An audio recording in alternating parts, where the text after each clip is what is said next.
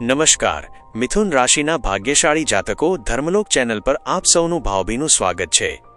આધ્યાત્મિકતાના પવિત્ર માર્ગ પર આજે આપણે એક એવા જ્યોતિષીય વિષયની ઊંડાણપૂર્વક ચર્ચા કરવાના છીએ જે આગામી સમયમાં તમારા જીવન પર ઊંડી અસર પાડી શકે છે। આપણા પ્રાચીન ગ્રંથોમાં રાહુ, સૂર્ય અને ચંદ્રના સંબંધો વિશે જે વાતો લખાઈ છે તે માત્ર વાર્તાઓ નથી, પણ માનવ મન અને ભાગ્યના ગૂઢ રહસ્યો છે। મહર્ષિ વ્યાસજીએ સ્પષ્ટ લખ્યું છે કે રાહુ એ એક એવું તત્વ છે જે પ્રકાશને રોકવાની ક્ષમતા ધરાવે છે। આ રહસ્યને સમજવા માટે આપણે ક્ષીરસાગર મંથનની એ પ્રાચીન ઘટનાને ફરી એકવાર યાદ કરવી પડશે, જે આજે પણ આપણને જીવન જીવવાની મોટી શિખામણ આપે છે। જ્યારે દેવો અને દાનવો વચ્ચે અમૃત માટે મંથન થયું અને અંતે ભગવાન વિષ્ણુએ મોહિની અવતાર ધારણ કર્યો, ત્યારે તેમનો ઉદ્દેશ્ય સ્પષ્ટ હતો કે અમૃત જેવી પવિત્ર વસ્તુ માત્ર પરોપકારી દેવતાઓને જ મળવી જોઈએ। ભગવાન દેવતાઓને પંક્તિમાં બેસાડીને અમૃત પીવડાવી રહ્યા હતા ત્યારે રાહુના મનમાં ભય અને લાલચ જાગી। તેને લાગ્યું કે જો તે સીધી રીતે અમૃત નહીં માંગે તો તે કાયમ માટે મૃત્યુને આધીન રહેશે। એટલે તેણે છળ કપટનો આશરો લીધો અને દેવતાઓનું રૂપ ધારણ કરીને સૂર્ય અને ચંદ્રની બરાબર વચ્ચે આવીને બેસી ગયો। રાહુએ જેવું અમૃતપાન કર્યું કે તરત જ સૂર્ય અને ચંદ્રએ તેની અસલિયત ઓળખી લીધી અને ભગવાન નારાયણને ઇશારો કર્યો। ભગવાને પોતાના સુદર્શન ચક્રથી રાહુનું મસ્તક કાપી નાખ્યું, પણ અમૃત પી લેવાને કારણે તે મર્યો નહીં પણ અમર થઈ ગયો। ત્યારથી રાહુના મનમાં એ વેર જાગ્યું છે કે જ્યારે પણ તક મળશે ત્યારે તે સૂર્ય અને ચંદ્રને ગ્રહણ લગાડશે। જ્યોતિષની ભાષામાં આને આપણે ગ્રહણ યોગ કહીએ છીએ, જે જીવનમાં અચાનક આવતા અવરોધો અને ભ્રમનું પ્રતીક છે। વાસ્તવિકતામાં જોઈએ તો 14 ફેબ્રુઆરીથી 14 માર્ચ સુધીનો સમય તમારા માટે ખૂબ જ નાજુક અને મહત્વનો સાબિત થવાનો છે। મિથુન રાશિના જાતકો માટે આ યુતિ તમારા ભાગ્ય ભાવમાં થઈ રહી છે। ભાગ્ય ભાવ એટલે 9મું સ્થાન, જે આપણા ધર્મ, પ્રગતિ અને ઈશ્વરીય કૃપાનું સ્થાન છે। જ્યારે અહીં સૂર્ય અને રાહુ સાથે મળે છે ત્યારે એક વિચિત્ર પરિસ્થિતિ સર્જાય છે। રાહુ એ ધુમાડો છે, અંધકાર છે અને અસ્પષ્ટતા છે, જ્યારે સૂર્ય એ આત્માનો પ્રકાશ અને સત્તા છે।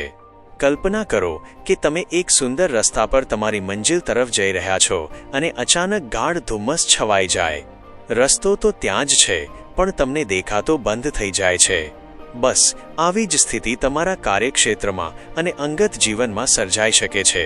તમને એવું લાગશે કે મહેનત કરવા છતાં પરિણામ મળતું નથી, અથવા તો તમે જે સાચું કહો છો તે બીજા લોકો ખોટું સમજી રહ્યા છે। આ સમયગાળામાં તમારે ષડયંત્રોથી સાવધ રહેવાની ખાસ જરૂર છે। તમે કદાચ કોઈનો ખરાબ નહીં કરો, પણ તમારી વધતી જતી પ્રગતિ જોઈને તમારી આસપાસના કેટલાક લોકો ઈર્ષ્યાવશ તમારી પ્રતિષ્ઠાને નુકસાન પહોંચાડવાનો પ્રયત્ન કરી શકે છે। ખાસ કરીને ઓફિસમાં કે વ્યવસાયમાં છુપા શત્રુઓથી ચેતતા રહેવું। જો તમે સરકારી કામકાજ કે વહીવટી પ્રક્રિયા સાથે જોડાયેલા હોવ તો કાગળની કાર્યવાહીમાં ખાસ ધ્યાન રાખવું, કારણ કે સૂર્ય સરકારનો કારક છે અને રાહુ ત્યાં ગૂંચવણ ઊભી કરી શકે છે। એક બહુ મોટી ચેતવણી આ સમયમાં તમારા સ્વાભિમાન વિશે છે। સૂર્ય એટલે આપણું આત્મસન્માન, પણ જ્યારે રાહુનો સાથ મળે ત્યારે તે અભિમાનમાં ફેરવાઈ જાય છે। રાહુ જે પણ વસ્તુને સ્પર્શ કરે તેને અનેક ગણી વધારી દે છે। તમારા મનમાં એવો વિચાર આવી શકે કે હું જ સર્વોપરી છું અથવા મારા વગર કોઈ કામ થઈ શકતું નથી। આ માનસિકતા તમારા બનેલા કામ બગાડી શકે છે। જો કે આ સિક્કાની એક ઉજળી બાજુ પણ છે જે સમજવા જેવી છે। સૂર્ય અત્યારે તમારા ભાગ્યભાવમાં બેસીને ત્રીજા ભાવ એટલે કે તમારા પરાક્રમ ભાવ પર દ્રષ્ટિ કરી રહ્યો છે। આ ત્રીજો ભાવ સિંહ રાશિનો છે, જે સૂર્યનું પોતાનું ઘર છે।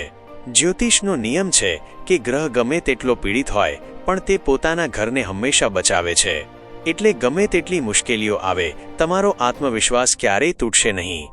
જે યાત્રાઓ લાંબા સમયથી અટવાયેલી હતી અથવા જે કાનૂની વિવાદોમાં તમે ફસાયેલા હતા, તેમાં સૂર્યની આ દ્રષ્ટિ તમને સુરક્ષા કવચ પૂરું પાડશે। તમારા ભાઈ બહેનોનો સહકાર તમને મળશે અને ટૂંકી મુસાફરીથી મોટો આર્થિક લાભ થવાની પણ પૂરી શક્યતા છે। તમારી મહેનત વ્યર્થ નહીં જાય, પણ તે ક્યારે ફળશે તે જોવાની ધીરજ તમારે રાખવી પડશે। વિશેષ સાવચેતીની વાત કરીએ તો 23 ફેબ્રુઆરીથી 3 માર્ચ સુધીનો સમય સૌથી વધુ સંવેદનશીલ રહેશે। આ દિવસોમાં સૂર્ય અને રાહુ ડિગ્રીના હિસાબે એકબીજાની ખૂબ નજીક આવશે। આ દરમિયાન કોઈ પણ મોટો આર્થિક નિર્ણય લેવો નહીં કે કોઈ પણ નવા પ્રોજેક્ટ પર સહી કરવી નહીં। આ દિવસોમાં મન અશાંત રહી શકે છે અથવા અનિદ્રાની સમસ્યા થઈ શકે છે.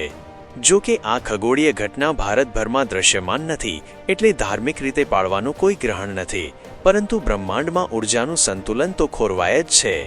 આનાથી બચવા માટે આપણે સાવ સાદા પણ અચૂક પ્રભાવશાળી ઉપાયો કરવા જોઈએ. સૌથી પહેલો ઉપાય એ છે કે તમારા પિતાનું સન્માન કરો. સૂર્ય એ પિતાનું સ્વરૂપ છે. જો પિતા સાથેના સંબંધો સારા હશે તો દુનિયાની કોઈ પણ નકારાત્મક શક્તિ તમને હરાવી શકશે નહીં. દરરોજ સવારે સૂર્ય નારાયણને જળ અર્પણ કરવું અને ઓમ ઘૃણી સૂર્યાય નમઃના 21 જાપ કરવા. આનાથી તમારા આભા મંડળમાં સૂર્યનું તેજ વધશે, જે રાહુના ધુમાડાને ચીરી નાખશે. બીજો અને સૌથી મોટો ઉપાય છે ભગવાન નારાયણની શરણાગતિ. રાહુ માત્ર સુદર્શન ચક્રધારી ભગવાન વિષ્ણુથી જ ડરે છે. એટલે જ હરે રામ રામ રામ હરે હરે, હરે કૃષ્ણ કૃષ્ણ કૃષ્ણ હરે હરે.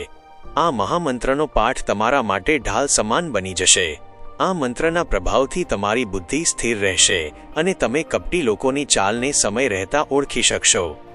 જીવનમાં ઉતાર ચઢાવ તો આવતા રહે છે, પણ જે માણસ સાવધાની અને ભક્તિનો સહારો લે છે તે ગમે તેવા તોફાનમાંથી બહાર નીકળી જાય છે.